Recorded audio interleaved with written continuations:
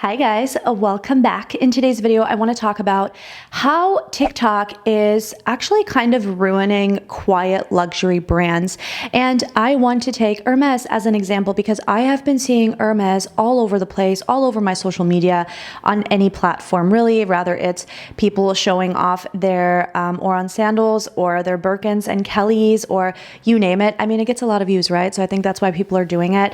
I've also been seeing specifically on TikTok a lot of creators explaining the house of Hermes and where it all started and all of this stuff. When you see this and you kind of know about the brand, then you kind of know that they have positioned themselves for decades to avoid exactly that. They don't really want brand awareness. They don't want everyone talking about their products. They don't want Linda from Ohio knowing what a Birkin or a Kelly is when she visits LA. So I find that very interesting. And I want to show you guys, which I showed you in my previous video, but I want to show you a fashion life cycle so we can kind of see why this is becoming a bit of an issue. So when you look at the picture of the fashion life cycle, and like I mentioned in a previous video, if you have taken fashion in school or whatever, then you have probably already seen this, but basically this is what it looks like. We have the intro by fashion leader, we have the growth by consumer, then we got a peak, a decline in fashion, and an out of fashion.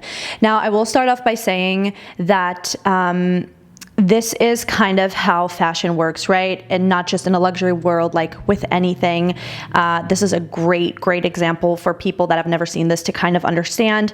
And brands like Hermes have stayed down here at the intro by fashion leader forever. They have stayed down here. They don't want to be up here. They don't want to be at the peak because then that means a decline and out of fashion. So they have positioned themselves to stay right down here for many, many years. But now you have all these creators talking about these Birkins and these Kellys. And yes, they are classic pieces.